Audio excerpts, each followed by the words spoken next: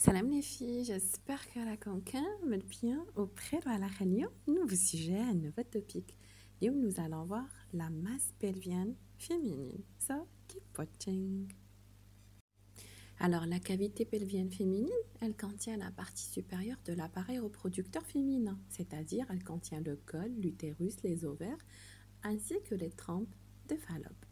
Les annexes correspondent aux ovaires, aux trompes de Fallope et aux tissus conjonctifs environnants.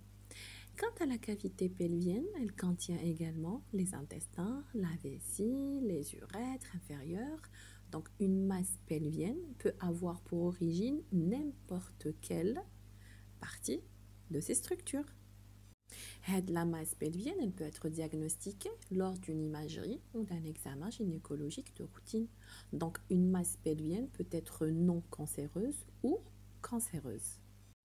Alors, les masses pelviennes peuvent provenir de la partie supérieure de l'appareil reproducteur, c'est-à-dire ça peut provenir du col, comme ça peut provenir de l'utérus, des trompes de Fallope ou bien des ovaires.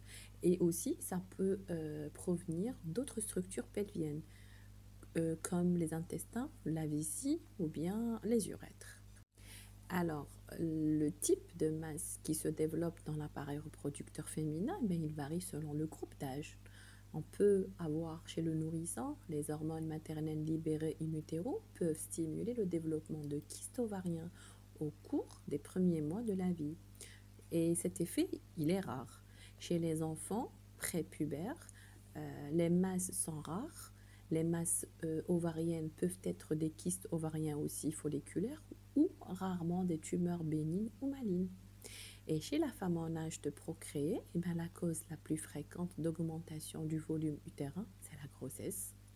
Une autre masse utérine fréquente est la présence des fibromes utérins, c'est ce que nous allons voir prochainement, qui s'étend parfois au col de l'utérus ou qui s'étend vers les tissus conjonctifs utérins.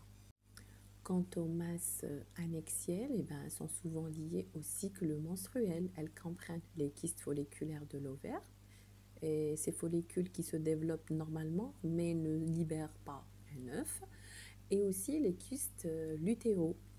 Ces kystes ils se résorbent souvent spontanément en quelques mois sans qu'il y ait un traitement à prendre.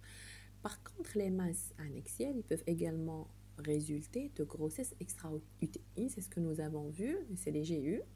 Ils peuvent aussi résulter de cancers ovariens ou des trompes, les tumeurs bénignes comme des tumeurs de tératome de Fallope, kystiques bénins et ou l'endométriose. Chez la femme ménopausée, une masse pelvienne nouvelle ou en croissance est plus susceptible d'être cancéreuse. Pourquoi? Parce que de nombreuses masses ovariennes ou utérines bénignes, comme l'endométrium, l'adénome, les fibromes, etc., dépendent de la sécrétion d'hormones ovariennes et ne se développent donc pas ou ne grossissent pas après la ménopause. Donc le cancer métastasique du sein, du côlon ou de l'estomac peut d'abord se manifester par une masse annexielle.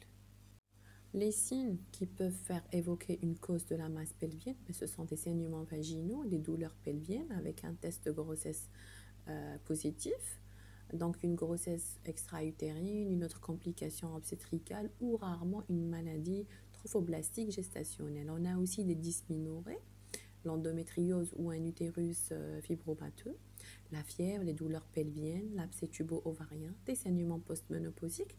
Donc aussi, c'est une suspicion accrue d'un cancer de l'utérus. Effets hormonaux tels qu'une puberté précoce, les réalisations des saignements utérins anormaux, donc une tumeur ovarienne masculinisante ou féminisante. Donc, au cours de l'examen, l'examinateur il doit rechercher des signes pathologiques non gynécologiques associés, comme une gastro-intestinale, urologique, endocrinienne, etc., ou la présence d'une acide. Si une tumeur maligne est suspectée, systématiquement, il va y avoir le liquide d'acide qui va se gorger. Une évaluation de l'aine ou une adénopathie supraclaviculaire, elle est indiquée. Donc, l'examen gynécologique, quant à lui, doit être complet. La distinction doit se faire entre une masse utérine ou axiale peut être difficile. Pourquoi? Parce que c'est une grossesse il y a une grossesse extra-utérine, elle est suspectée, l'excès de pression pendant l'examen doit être évité pour éviter la rupture de cette grossesse.